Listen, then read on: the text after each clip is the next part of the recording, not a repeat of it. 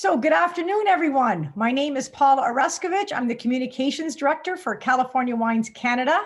On behalf of all of us here, Danielle Giroux, Celeste Finn, and myself, we'd like to welcome everyone to our third edition of our Sommelier series, featuring the amazing wines and vineyard personalities from Robert Mondavi Winery and Constellation Brands.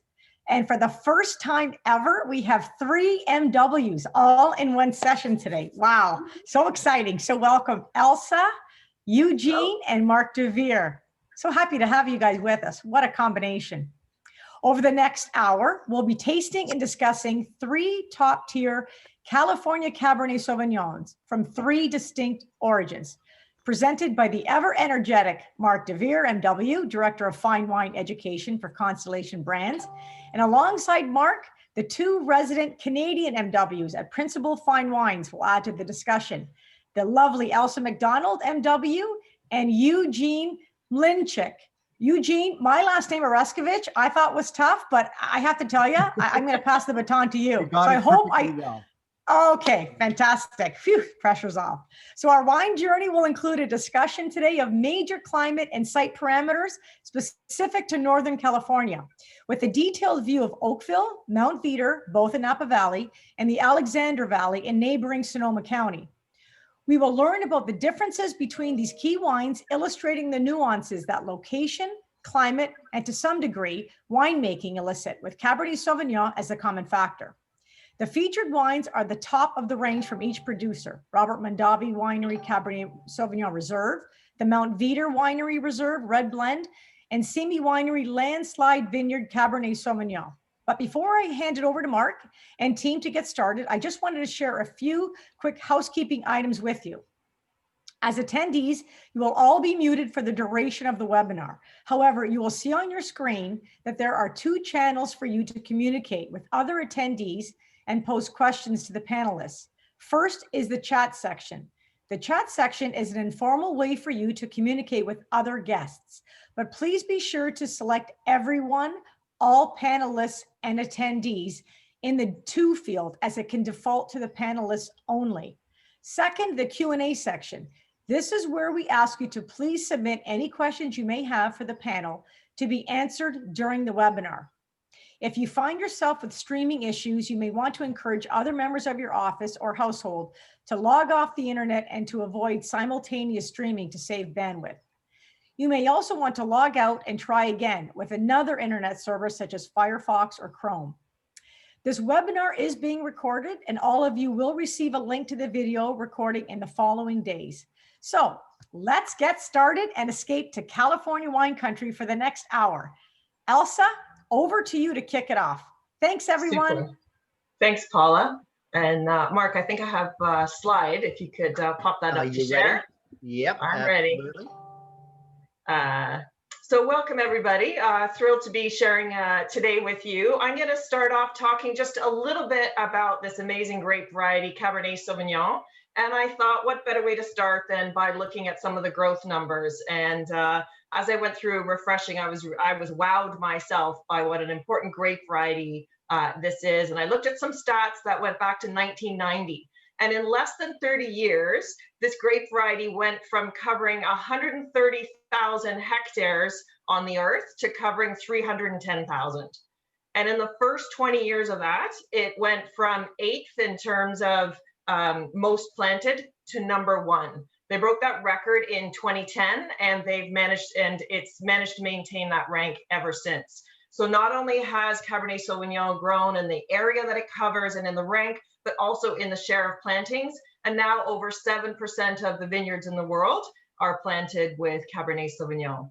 So just amazing in terms of how important this variety is. And, you know, really large presence in places like France, Chile, USA, China, each of them having over 40,000 hectares each. Australia and Spain just behind at 20,000 hectares each.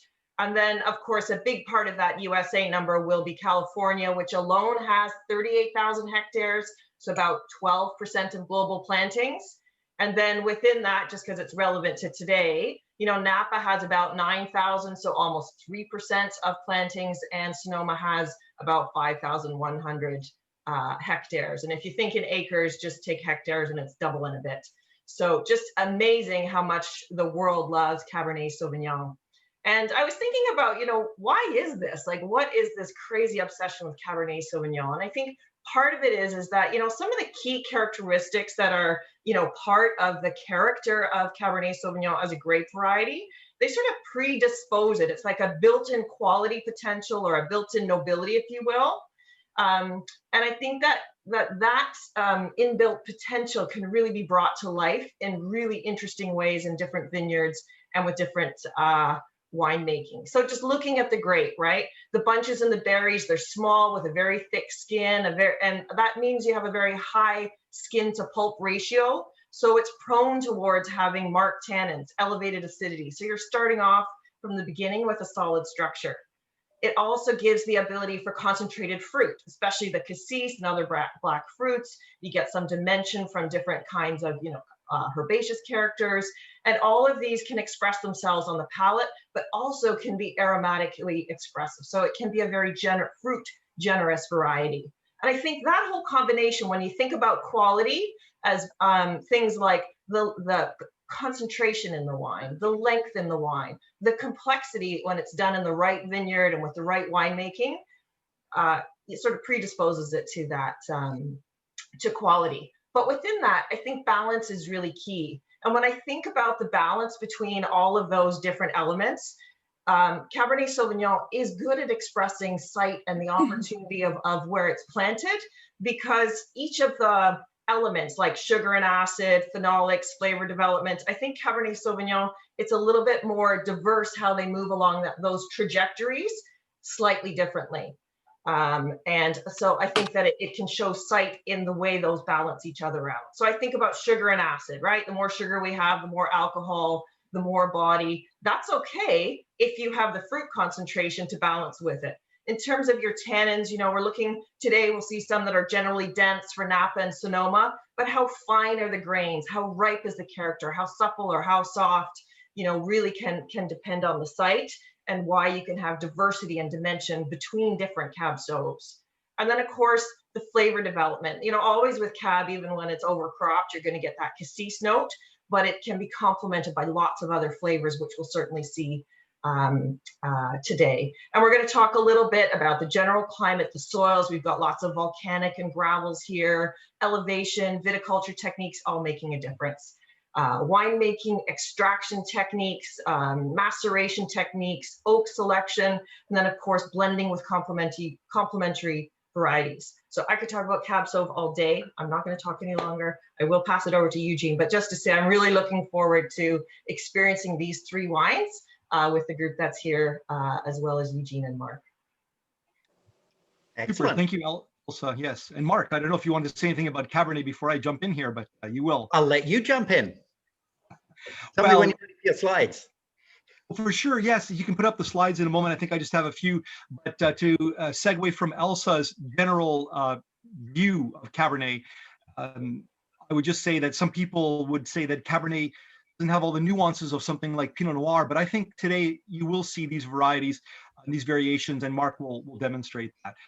My purpose here today is to bring us in to the geography of California, specifically to the Bay Area, San Francisco, and the North Coast. And that's what you've got on the screen here.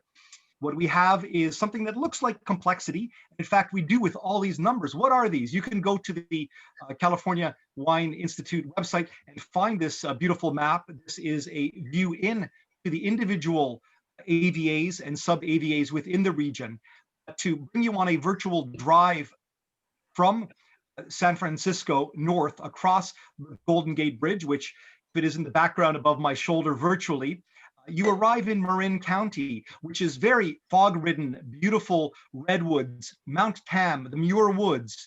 And just above the word golden in that slide there in Golden Gate Bridge, you've got a little triangle or pyramid sticking out into the Pacific. And that is the Point Reyes National Seashore. And that is an amazing area. Cool. In fact, I would say cold on some days. But if you keep driving north up to Sonoma County itself, past the town of Sonoma, you end up in Santa Rosa, the largest city in Sonoma County.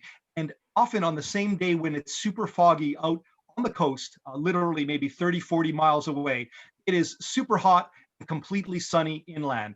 That is one of the things that I'd like to point to really is the diversity of Sonoma County as we cover both Sonoma and Napa here in this slide.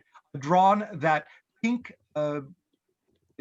boundary around Sonoma County to help guide you, and also adjacent to Sonoma, across the McCamus mountain range. I would certainly call it a mountain range based on the size of our hills here in Eastern Canada. And we have Napa Valley, and that is demarcated here with that darker purple red line. So again, all that I wanted you to show from here and garner from here is influence of sunshine, as I just mentioned. You can't see that on the map, but certainly the Pacific Ocean, water features, the all-important northern tip of San Francisco Bay, which touches down into the Carneros wine region. And Mark, if you might go to the next slide, you'll see a little bit of a view in to Sonoma and Napa. What we have here is, I think, the relative compactness of Napa Valley, the area that's only about 5 miles wide and about 30 miles, give or take, north-south, running from the hotspot, Calistoga, to Carneros, the cool south, where you've got Pinot Noir and Chardonnay and sparkling wine as the ruling styles. In Sonoma County, perhaps we have more diversity in the sense that we have the Sonoma Coast appellation, which runs all the way along from the H in Healdsburg, which you can see there, all the way down to the L in Los Carneros in the south of that map. And that is an extremely varied appellation, just as one example. And that, to me, is the key factor around Sonoma County. Very different, varied, and a lot of coastline too as well. 50 miles of coastline. So those are two numbers to keep in your head. 30 miles north-south, Napa Valley, 50 miles of coastline in Sonoma County. If we go to some images, I'd like to point us to, in the upper left, Sonoma, town of Sonoma, not Sonoma Valley, not Sonoma County, three very different things. And the mission on the north side of that historic square, where we briefly talk about the history here, the Mexican missions, of course, from Spanish settlement down there. And in the 1830s or so, this is when the shift changes to some other settlers coming in. The shift from those Spanish missions, already some grapes planted, to the very first commercial wineries. And again, not in this image, but the very first commercial winery, as listed in much literature in California, was Buena Vista, founded by Agustin Arasti. And that is 1857. If we go over to the upper right, you see an image of the Tocolon Vineyard, very old plantings here, mind you, not of Cabernet Sauvignon and not from the 1850s or 1860s, but this is the famous Tocolon Vineyard. And that is the Robert Mondavi winery, of course, in the background. If we have something here to say as well about Napa, it's that Charles Krug founded the first commercial winery in around 1860. So as we compare the two regions, they've got a very similar history, similar starting points. We also would mention in some history of Napa Valley that George Yount in, of course, Yountville area, named after him, right in the center of the valley, is crucial to this early phase as well. The bottom image to me is all about the world famous wine growing region of Napa Valley. Is it? It was in the 1880s and 1890s. Prohibition came along not that long afterwards, and we now became famous again, I would say, in the 1970s and 1980s, with things like the 1976 Judgment of Paris, with modernization, with what Mr. Mundavi did himself. And now we have definitely arrived. Finally, my final slide, just a couple of viewpoints of Sonoma and Napa. I didn't say Sonoma versus Napa, but rather my high-level thoughts. Sonoma, diverse, more grape varieties grown than in Napa, 60 plus versus 30 plus, more acreage, but not a ton more. Varieties are different with Chardonnay, Pinot Noir, and Cabernet Sauvignon in that order ruling the roost. Whereas Napa, I would say, is all about finesse, elegance. It has already arrived. Cabernet is king. We also have Chardonnay and, in fact, Merlot as well in the picture in terms of most grown grape varieties. What the future points to me is what we'll taste in a moment, but also Sonoma with amazing ability to find itself, let's say, over the coming 50 or 150 years after already being 150 years in. Napa, I would say further refinement and maybe some changes to come based on clonal research varieties. There's some experimental varieties in the valley, and maybe it isn't all just about Cabernet. But today is about Cabernet, and I pass it over to you, Mark. Thank you very much, Eugene. And thank you very much, Elsa. Wonderful introduction. And throughout the course of this morning, there'll be opportunities for you to add in more. I might even throw the floor over to you a couple of times, especially when we start talking about the wine. But I love that setup, that overview of California, of Northern California, Napa and Sonoma, slightly different. Of course, as Elsa said, Cabernet Sauvignon, very popular all around the world. I would say in most major wine growing countries around the world grow Cabernet Sauvignon. So it's definitely one of the most sort of international of the red grape varieties. One of the interesting points of debate is, even though Cabernet Sauvignon is grown widely around the world, to what extent does it reflect its origin? A lot of people would say, well, Pinot Noir is the red grape that reflects its origin most clearly, right the way down to the subplot or the cru in Burgundy, and totally different in many other parts of the world. I believe that Cabernet Sauvignon does represent and reflect its origin as well. And some of you, I've seen the list of people attending, some of you have seen other seminars that I've done suggesting this. Having said that, I do think there's maybe more commonality.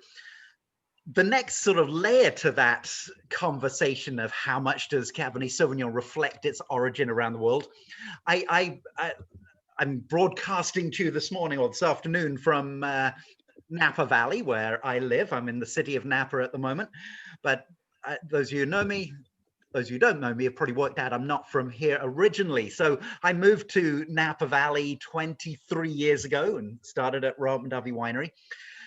I remember before I came here, I started in the wine business in the United Kingdom, and I still have the good fortune to travel the world talking about California wines. And one of the, I don't want to say, well, let me see. One of the perceptions that I started my career with about California Cabernet Sauvignon was California Cabernet Sauvignon is all pretty similar. Napa Valley Cabernet Sauvignon is all pretty similar. There is a grain of truth to that. There's a sort of consistency to that proposition. But one of the things in 23 years of living here, I still find people who question the sub-appellations within Napa. I think they are distinctly different growing regions and reflect very different characteristics of Cabernet Sauvignon in the wines. So the three wines we're going to look at today are grown relatively close to each other. They're three regions which in some ways are sub-regions of the same AVA. They're all part of the North Coast AVA of California. Two of them are going to be subregions of Napa Valley, and Alexander Valley is in many probably the part of Sonoma that is in some ways most similar to Napa Valley for Cabernet Sauvignon. And yet I think we'll see very distinct characteristics. Gets a little harder when people say, well, can you describe what makes this region different from that region? But we'll have that conversation together and explore. And I think the three wines we have today are all designed or intended to represent or to showcase and express the differences of terroir between those regions. As we go through this, we'll be also exploring a bit of California wine history. That's another thing that I've learned in my 23 years of living here and proudly talking about California wines, is there is an amazing depth of history. I think in the past that wasn't always communicated as much. And of course, the real energy that we find in California wine and the California wine business is a symptom of a more recent era of history. And I think sort of 50 years ago, there was a huge renaissance in California wine. However, it's interesting that there was, of course, a great wine business here and a great wine producing business here over a century ago. And it also, and Eugene already talked about the Spanish missionaries who were the first to bring grape growing and wine production to California, and originally Mexico and Baja California. Of course, it was the gold rush in the 1849 is the easy date to remember. That's when wine growing really started or was brought, all the settlers who came to California and started growing wine. So we're going to talk through a little bit of the history of three of the wineries that we're going to talk about here, and some of the vineyards we're going to talk about, and taste the wines and see how that all reflects in the flavors. So Mark, we just have one question that I think I answered in the chat, but so people are clear, we're tasting Simi, then Robert Mondavi Winery, and then Mount Veeder in that order. I think we discussed we'd do Simi, then Mount Veeder Winery, then Mondavi Winery. Okay, yeah? as you like then. Let's do it in that order. Okay. I think that's what we discussed. So in big pick, not to get caught up on price, but in ascending price order. So with great respect for all the wines, one might find it's ascending qualitative order as well, but it'll be ascending price order. So let us start with a little bit of the story of Simi. And so Simi is one of those wineries that connects back in a way to the origins of California wine growing. In fact, they claim to be the oldest continually operating winery in Sonoma County and been made wine basically in the same place for 140 consecutive vintages, which is a pretty cool story. We'll come to a bit more of that. The story goes back to 1849, and the Simi brothers, Pietro and Giuseppe, were gold rushers, basically, came from actually Tuscany. That little dot slipped down to the toe of the boot of Italy, but actually they came from the Montepulciano region of Tuscany in 1849. They spent some time looking for gold. As with many 49ers, I don't think they had the success they were dreaming of when they went up to the Sierras looking for gold, but subsequently embraced their expertise in the grocery business and started selling grapes and then selling wine as well. And their original we think the first vintage was 1876. They had two brand names. Simi was one brand name. The other name they brought with them from Tuscany was the Montepulciano Winery. And so they sold wine as the Montepulciano Winery and as the Simi Brothers or Simi Winery. So 1876, a pretty good long history. If you've had the good fortune to visit Simi, it's a spectacular, you can feel the history there. Beautiful stone building, and it's still the same stone building that was built in 1890. And we do know that they made wine in that vintage, in that location. The second half of the cellar was built in the early years of 1900. And so that building, you can see there, in this case, the photograph shows the branding of the Montepulciano Winery, but that is what we also know as Simi Winery. 1904, the slide says tragedy slides. It's an interesting piece of tragedy of topical interest because both the Simi brothers died in the flu infestation of the influenza of 1904. So both brothers died in the same year. And so Isabel, Giuseppe's daughter, took over. We say the official story was she was 18 years old, although we're not entirely sure that she was already 18 years old. But a young teenager basically took over running the winery and set the course of the future history. So it's a pretty cool part of the story. Of course, 1904, there's a time when women in this country couldn't even vote, and she was taking over the family business and running it. So a pretty inspiring story. She is also part of the story. Her, I don't know if entrepreneurship is the right word, but a business sense. And 1920, a little bit, I left this slide in, you'll see it was actually this weekend we've just passed. The ratification of the repeal was passed on January 16th, so January 17th was officially the first day of Prohibition. Prohibition began this weekend. Now, there were little loopholes in the Prohibition law, and the story goes that Isabel managed to keep producing wine using each of the employees as a head of a household to make wine at the winery. And there was a little loophole that allowed people to basically make homemade wine. So what that meant was, she kept making wine all through Prohibition, allegedly. Obviously, the records are shady around that. But in 1933, when Prohibition was repealed, that meant she had a huge stockpile of wine ready to sell and ready to go. And so part of the way she shaped California wine history, or Sonoma wine history, was she started the first roadside tasting room in Sonoma County. So 1934, at the end of repeal, she had the cellar workers drag one of the oak fermenting tanks out to the side of the road, tipped it on its side, and basically started a tasting room, now part and parcel of the landscape of visiting wine country. but a cool part of the history. And this was the first tasting room in Sonoma County. And you can see in front of the old stone building. Got very famous. Alfred Hitchcock has a signature in the visitor's book claiming the port here is far too good for most people. Fine little thing.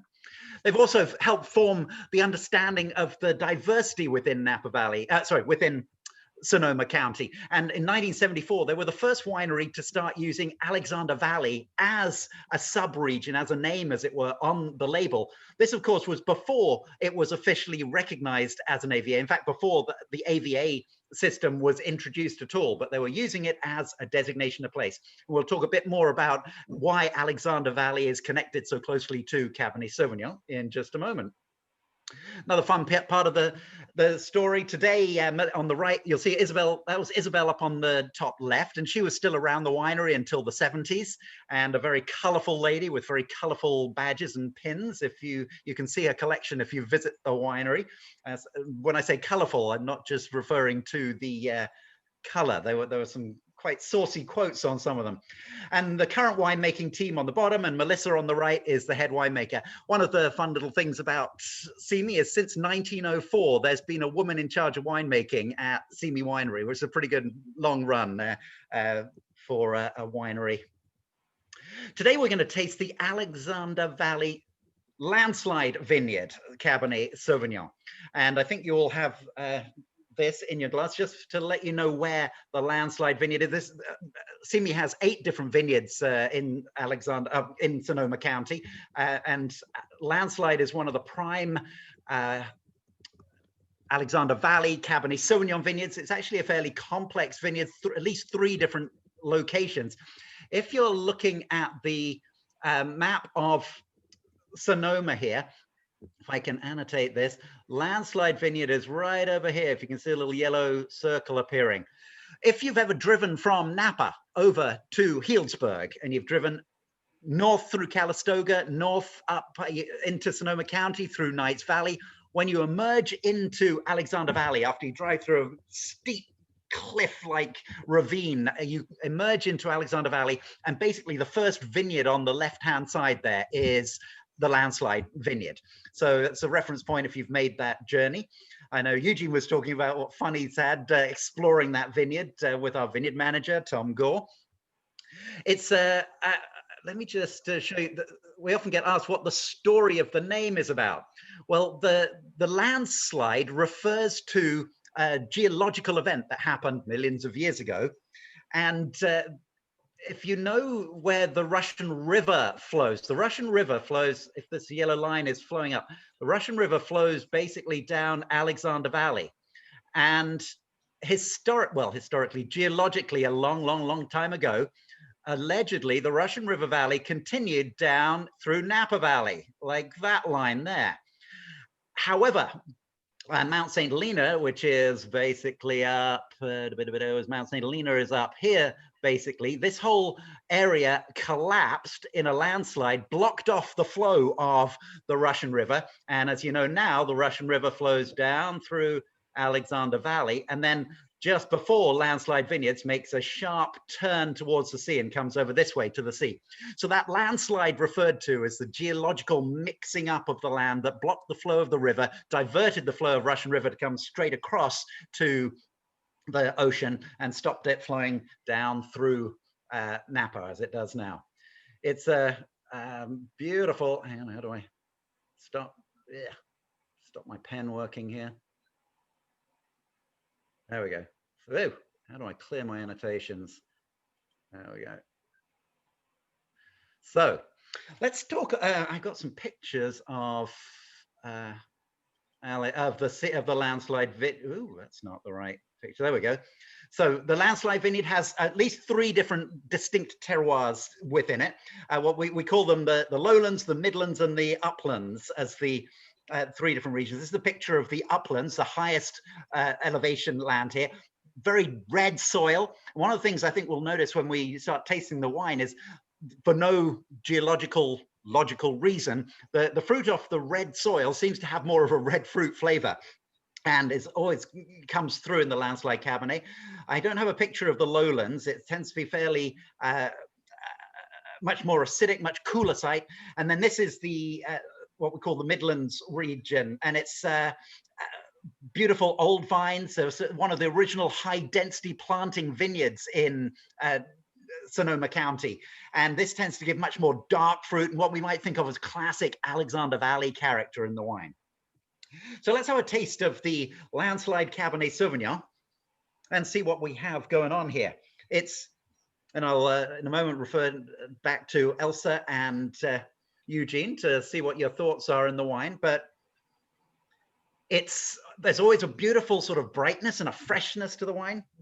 I think Alexander Valley is, as I say, fairly similar to Napa. It's probably the region of Sonoma that is, in my opinion, Alexander Valley Cabernet Sauvignon tastes most similar to, or most confusable with Napa Valley Cabernet Sauvignon. So that broad structure, the full tannin profile. However, in this wine, we make a couple of, Simi also makes a wine they call the Reserve, which is more classic dark fruit, but the expression of the Landslide Vineyard is an expression of that mix of the dark fruits from the Midlands area and the red fruit characteristics that come through in the Uplands area. And what I love about it is very classic profile, beautiful freshness to the flavors. And to me, the red fruit characters come through more than in many California Cabernet Sauvignons. And there's that beautiful, very fine, gentle tannin, lovely, long, linear feel to the wine. I think it's a delicious mouthful of Cabernet Sauvignon. It is legally Cabernet Sauvignon. Just the Landslide Cab is never 100% Cabernet Sauvignon. In fact, it's always a big blend, and this vintage is 75% Cabernet Sauvignon, which, as you know, is the legal minimum for varietal labeling in California. 9% Malbec, which gives a bit more roundness and plushness. 7% Cabernet Franc, 4% Petit Verdot, 3% Merlot, and 2% Tannat. And Tannat is the surprise grape in there for most people. They've grown Tannat on the Landslide Vineyard for as long as I can remember, at least 3 decades now. It's always been included as one of the sort of signature characteristics, gives a little twist to the tannin profile. I wouldn't want to call it out in a blind tasting, but it's a bit of fun there. One of the previous winemakers used to say they love to put the Tannat in just so it could never be a Meritage. Back, if you remember the Meritage concept, to only use Bordeaux varieties. And so Tannat, a Southern French variety not used in Bordeaux, just makes it a bit of a rebel wine, I think. I think it's a delicious glass of wine. About 20 months, or what do I have here? 24 months in French oak, about 45% new. So good long aging. I think it's a delightful glass of wine and very typical of this particular location in Alexander Valley. What do you think, guys? I think there's a good generosity on the fruit here that I talked about before, that some of those characteristics of the Cab and maybe a little bit of the Malbec as well, that sort of plushness of the fruit. And for me, it's like almost pomegranate, red currant, like I'm also picking up on those reds. And I feel like, you know, it's got this bright acid, and I love that. It's sort of a very vivacious, vital wine, you know? Yeah. Briefly, I agree as well. In fact, we haven't tasted the next 2 wines, Mark, but I feel that this is the most approachable of the 3 we have here. Still very true to Cabernet, and starts to beg the question, if something is drinking well so early on, can it still age? But perhaps we'll talk about ageability and Cabernet in the next 2 wines a little bit further, especially in the final wine. Absolutely, and I'm sure that wine will age beautifully. I'd say at least for 10 years and probably longer beyond that. It's got great structure, great density, and previous vintages have aged very nicely too. But yeah, lovely, fresh, mouth-watering style of Cabernet Sauvignon. We had a Simi question come through, Mark, that maybe you could answer. And it's about the cover crops in the uplands compared to the Midland. And they said it seemed to change so drastically in those pictures. Any particular reason for that? Maybe level of fertility and might be just different. So growing different cover crops is done So I'm going to start off by saying off the top of my head, I don't have a precise answer to that, but the different cover cropping and the timing of the ploughing in of the cover crop will depend on the particular block and often the particular season as well. Those are both my photographs. I don't think I took them in the same year, so it could have been a different spring or a different season as well. And it's typical that we use cover crops in most of our vineyards. So the uplands area here, the cover crop has been ploughed in already. So you can see the furrows there. So it almost certainly did have some cover crop before this photograph was taken, as it were, whereas this photo is taken at, oh, hang on, I can tell you, this is, so this is spring, shortly after, you can tell by looking at the vines. So the vines have got much less growth here. So this is some way into spring, I think. And the cover crop's been ploughed in, whereas this I think is later in the year, and those sort of layering, that's also spring, isn't it? But a different, the cover crops have not yet been ploughed in. Long way of saying I don't really have an intelligent answer. Well spotted, but the cover crops definitely will be chosen block by block within our vineyards, and they'll be sometimes different each year, and we'll often seed them. We'll see some pictures when we get to some of the other vineyards we're going to look at of different cover crops. To cover for us all, Mark, we should probably move on across the McCamus mountain range into Napa, or almost into, well, into Napa, but into the hills, because we want to make sure we've got time for those two wines as well. We should. Just to keep you, I left this slide in. That's the label you have on Simi Landslide at the moment. Just so you know, it's going to change its look going forward. And so this is the label that's just about to start shipping this spring. So you'll see a slightly different, a refreshed look to Simi, saying classic wine, but just expect that when it comes up. So let's move to Mount Veeder and Napa Valley and Mount Veeder Winery. And we're tasting the Mount Veeder Winery Reserve today. And thank you for keeping us moving, Eugene. Mount Veeder is one of the most spectacular appellations in the North Coast, I would say. It's one of the most dramatic wine growing regions. I think everyone knows where Mount Veeder is. If you look on the left-hand side of the slide there, that's a map of the AVAs or the sub-AVAs of Napa Valley. And Mount Veeder is on the west side in the Mayacamas Mountains. And it's sort of the, if we might call it, the southern end of the Mayacamas mountain AVAs. So all high elevation. On the right-hand side, by the way, you can see a map of the, we'll come back to talk a bit more about the Mount Veeder Winery's vineyards itself, but as you can see, very broken up parcels dotted around with trees all around them. We'll see some pictures of that. Oh, here's a picture of Nikki, who's our winemaker at Mount Veeder Winery. Here are some shots that help bring to life how dramatic these vineyards are. And so rolling hills, we're going to talk a bit about the challenges of growing up here and why it's different from other regions. The elevations in Mount Veeder range between 1,000 feet and 1,600 feet, often above the fog. The picture you can see in the background here, there's another picture that shows something similar to this, but when Napa Valley itself fills up with fog in the night and early mornings, Mount Veeder is above the fog, which gives it a very distinctly different climate, or part of what gives it a distinctly different climate. And you can see the bottom bullet point here, typically slightly cooler days, but slightly warmer nights. And also a different pattern in the temperature accumulation. When this photograph was taken, it might have been 8 o'clock, 9 o'clock in the morning. And if you've been standing as the photographer taking this picture in the middle of summer, you would feel the heat, you'd feel the sunshine, and it would be warm up there. If you drove down the hill into Napa, down the Oakville grade, found yourself in Oakville, it would still be cool, 10, 15 degrees Celsius, so it warms up sooner up on the hill, but doesn't reach such a high daytime. There's another picture showing that. This is just after dawn. You can see Napa Valley filled with fog, up on the mountain, up on Mount Veeder, above the fog. So very different pattern. Also, what that means is it doesn't get the nighttime lows. So not quite such a swing in temperature, different temperature generation.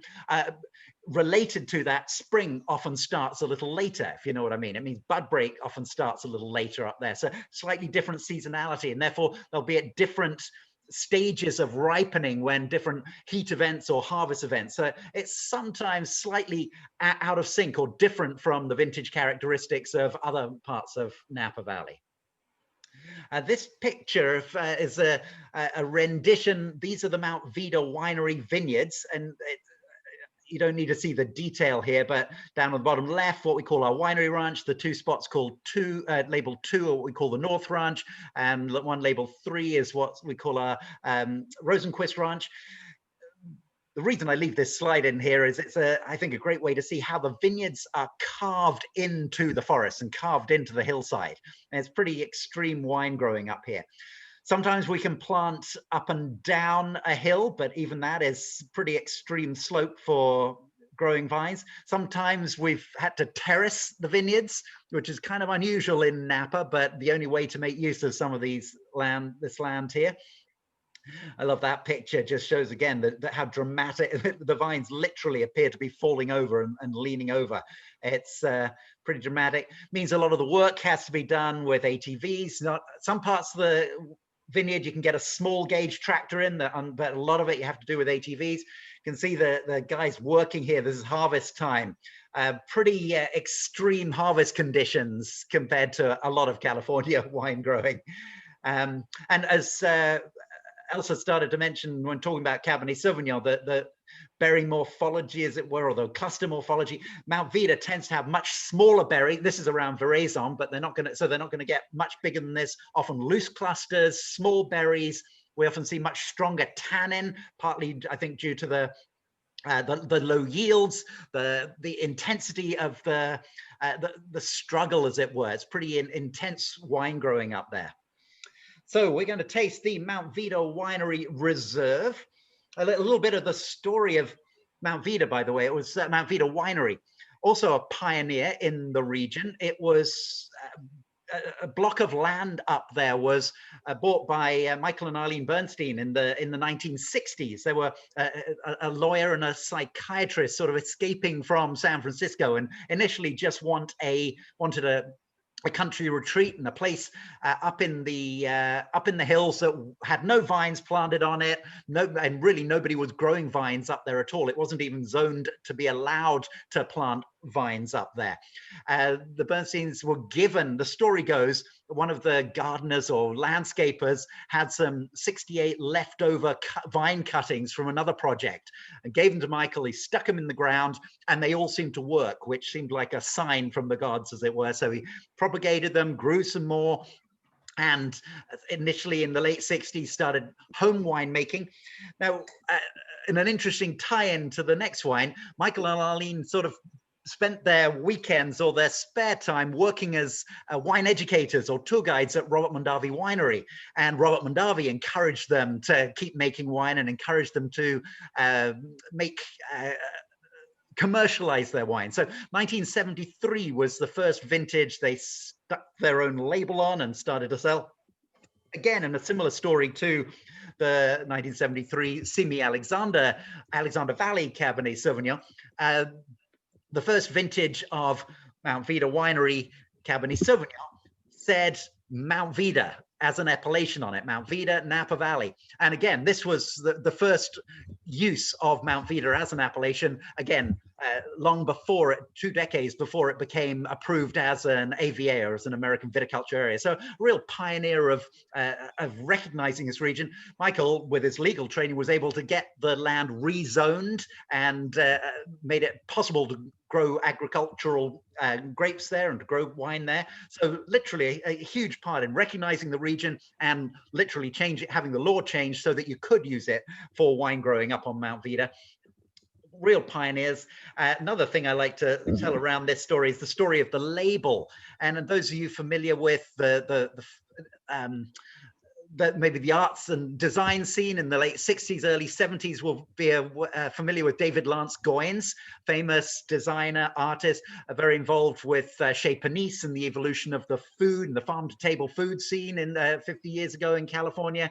And this is a classic David Lance Goines label that we still use today. I think it's a beautiful design.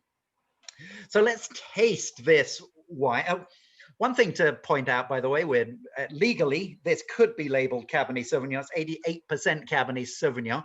However, Mount Veeder Winery Reserve has never technically been labeled as a Cabernet Sauvignon. It's always technically a red blend, and they list in the varieties on the front label. This vintage, 88 Cabernet Sauvignon, 10% Malbec, 2% Petit Verdot, get listed there. Now, often, to me, mountain fruit has a very, very different feel to it from valley floor fruit. And I think we'll see a very different character in this wine from the Landslide Cabernet Sauvignon we just had. We're also going to see a contrast with what we come to in the benchland or valley floor wine in the next wine. When you start on the nose here, I think there's much more intensity, to me, much more dark fruit. We often sort of think of a big brambly fruit, bramble, wild blackberry character. Another thing I love about the Mount Veeder Winery Reserve is that there's a characteristic from Mount Veeder that you can smell when you walk through the vineyards, and you can smell it when you smell the wine. And it's the vines that are so enveloped, as it were, are surrounded by the forest and the trees, and especially the native, the bay laurel trees there. You can smell that smell as you walk between the vineyard blocks, or you walk through around the edge of the vineyard, and you can smell it in here, that positive, wild, herbal character in the wine. And I think bay laurel is a good descriptor for it. When we taste the wine, we're going to see a big shift from the Simi.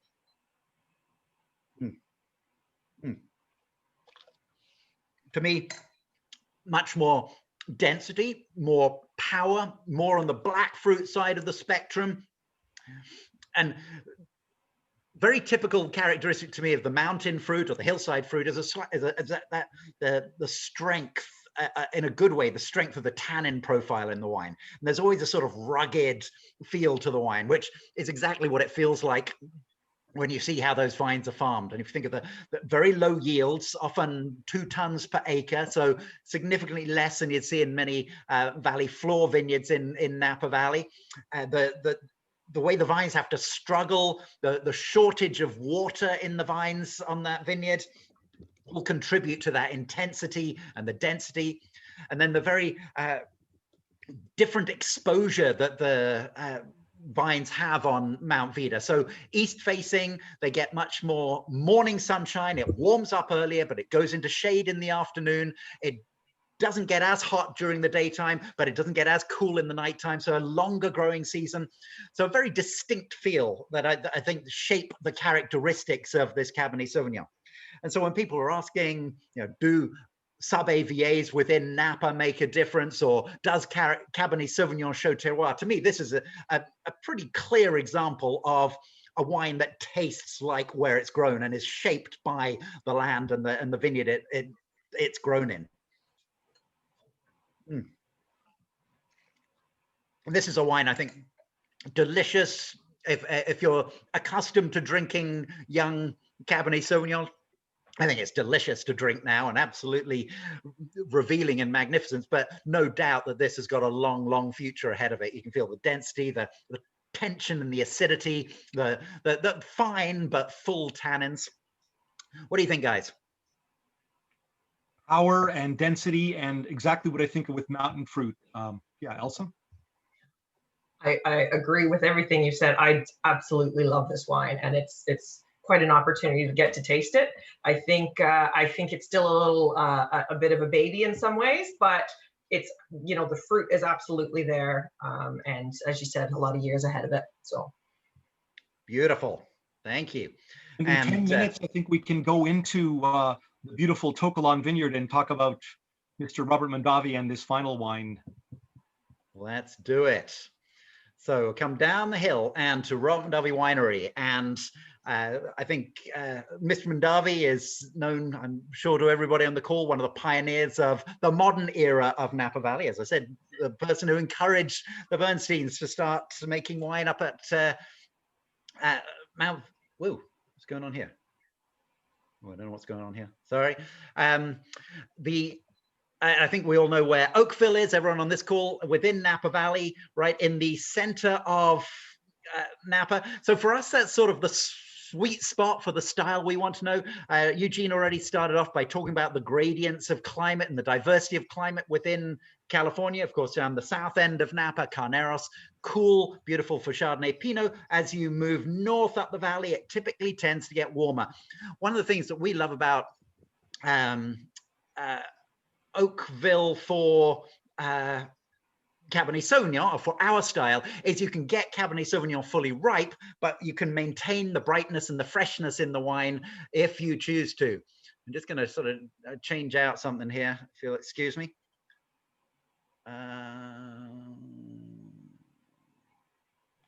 While you do that, Mark, I would just say I think I loved it that we changed or made this tasting order, because I thought the mountain wine might be the last one we taste, but this I'm jumping ahead to having luxury of having the Cabernet Sauvignon Reserve in my glass, but it is really the pièce de résistance in this flight, so to speak, and I'd like to taste it in this order. I hope so. Oh, well, thank you for doing that. Is that slide showing up correctly now? Looks good to me. Oh, good. Okay, so Mr. Mundavi's founding vision, of course, was to make California wines in the company of the great wines of the world. And so thank you for those comments, Eugene. It's really the reserve tier wines, and especially the reserve Cabernet Sauvignon, that are the story of Miss Mundavi. The idea of making a wine in California that we can put on the table with any of the great wines of the world. It's this wine is 100% from the To Kalon vineyard. It's hasn't always been that way. In the early years, Miss Mundavi To Kalon was always the base of the wine, but he bought great grapes from around the valley. But now it's a vineyard designated wine. There's a picture, you can see To Kalon sort of to the back and the left of the slide here, the vineyard behind Mundavi Winery. Another thing you can see beautifully in this picture is the creek that flows down diagonally to the back of the To Kalon vineyard, and that is the origin of the soils we have on the To Kalon vineyard, which are of course are what we call an alluvial fan. Oh, I couldn't resist throwing in some pictures. These I took a few weeks ago. Somebody said, "Oh, some people don't like this time of year in Napa, and they think summer's more beautiful." I love the autumn and the fall. We had a bit of rain before Christmas and knocked a lot of the leaves off. This was 3 days ago. This is what Napa looks like now, getting ready for pruning. More cover crops here. Here you can see we planted some grasses between the rows here, and the mustard, of course, is self-seeding around the valley. So these are the cover crops here. And again, back to our earlier conversation, will be chosen by block and depending on vigor, depending on the season. We just started pruning, so this was taken on Friday. You can see one row pruned here. I don't know why they chose to prune just this one row, but it was a great photo opportunity. Our pruning, most of our Cabernet Sauvignon is spur pruned, cordon train, spur pruned, and that's what it looks like in front of the winery. So a little bit about To Kalon. We're talking about the history of California, and To Kalon, this vineyard was first planted by a man called H.W. Crabb back in 1868, and he started growing grapes, making wine. It was actually only 1886 that he registered the trade name, trademark To Kalon. A very interesting part of the story of California history. Crabb himself was a huge pioneer, a researcher, pushed quality in grape growing, wrote a lot, always a lot of the proceedings of agricultural events he contributed to and lectured at. Also a pioneer of branding, and sold the wines on the East Coast and around the world under the To Kalon brand name. So an interesting part of California's story there. Interestingly, the Crabb story had almost totally been forgotten, and Mr. Mundavi knew this was a great site for growing grapes in, and knew this is where he wanted to base his winery in order to grow consistent Cabernet Sauvignon every year. Mr. Mundavi, by the way, had lived in Napa since 1937, so had 30 vintages, as it were, under his belt in Napa, knowing where the great grapes grew. So one of the things I point out when we talk about this vineyard, we're not just talking about it and saying we love it because we're there. We're there deliberately because Miss Mundavi knew it was a great site. And so on the alluvial fans that line western perimeter of Napa Valley. I think you all know how alluvial fans are formed, but what this means is we have beautiful free draining soils on the side of the valley, and quite a diversity of soils as well. And these are some soil samples, big picture generalizations on the left-hand side of the screen. That would be towards the back of the vineyard, or places where the water was flowing faster as it rushed down off the hills. And typically the bigger stones get dropped first, then sandier particles wash more towards the middle of the valley, you can see in the middle side, and then closer to Highway 29, more you might see on the right-hand side here. Big picture generalizations, but shows some of the diversity within the soil. Again, a big picture generalization, but typically the reserve Cabernet Sauvignon is going to come from soils that look more like on the left-hand side of the picture there, more free-draining, gravel-rich soils. I leave this slide in. This is what it'll look like in a few months, just to remind me to say, of course, as with many people in California, big commitment to sustainability and natural farming. We're fish-friendly farming certified. We have Napa Valley has its own, Napa Valley Vintners have their own certification, and we're Napa Green certified for the land and the winery. In fact, currently, the To Kalon Vineyard is farmed in accordance with organic regulations, although we're not currently certified. And Miss Mundavi was a big proponent of sustainable farming and natural farming. Once we've harvested these grapes, so that soil, that terroir is really, I think, what gives the distinctiveness of the character to this Cabernet Sauvignon. However, we have a winery designed specifically to work with this wine. So gravity flow, oak fermenting tanks. This wine was made with hand sorting. Actually, a year ago, we bought an optical sorter. So this picture is pertinent to what's in the glass now, but going forward, we'll have a slightly different story. Grapes just flow into the tank so that we don't have to pump the grapes. And then oak fermenting tanks, which give a roundness and a gentleness to this wine. If you taste the intensity of the tannins in the To Kalon Cabernet Sauvignon and the strength of the acidity, the oak tanks were a way to, as it were, polish the edges of this wine and work with the terroir and bring out our vision. Yes. Mark, on that point, could we jump to taste while you show the slides, because we only got a couple of minutes left? And I don't know if you can do it simultaneously, but since we have the pleasure of tasting 3 wines, 3 different regions, Cabernet from 2016, Anthony Gismondi had just asked earlier on about the 2016 vintage. So a lot to cover in just a few minutes, but that's the... Yeah, so 2016 was... I like the characteristics of the 2016 vintage, very structured, sort of classically structured vintage with fairly prominent tannins in the profile to me. It was the first year in a while that we'd had ample rain over the winter. So it had a couple of very dry vintages, and then 16 we got a lovely bit of rain in the springtime. So the vines were happy, steady ripening through the season. But a lovely firmness. To me, there's a great acidity in all 3 of the wines we've had today. When we taste the Reserve Cabernet Sauvignon, I think you're tasting the characteristics of the To Kalon Vineyard. To me, if you compare it with the last 2 wines, much more, as it were, richness than the Simi Landslide, much more. The fruit character is a little bit maybe more precise, not quite as wild and as the Mount Veeder Winery Reserve. The tannins a little bit more gentle than the Mount Veeder Winery Reserve, and I love the Mount Veeder Winery Reserve. Just a terroir difference here. Of course, the benchland soils are not flat. There is a slope, and those gravel-rich soils do give pretty strong tannins and pretty fresh acidity, hence those oak tanks and the gravity flow to polish the edges there. Fruit characteristics, definitely still black fruit, but maybe a bit more of the cassis character. We're on Mundavi Winery, always looking for that sort of fresh berry fruit character. So maybe a bit more, not quite the wild brambliness of the Mount Veeder Winery Reserve. And then there's also a positive herbal edge to the wine that I love and we embrace. But here is maybe a bit more of the sort of dried sage, Geneviève, our chief winemaker, used to call it garrigue character, that sort of wild dried herbs character. So it's distinctly different from the positive herbal notes in the Mount Veeder Winery Reserve, but I think still a really intriguing characteristic in the wine. That's wine, of course, also not 100% Cabernet Sauvignon, about 6% Cabernet Franc, which I think adds to that finesse, that flowing sensation through the wine, and 2% Petit Verdot, which add a sort of depth of character and a richness to the tannins and the fruit character.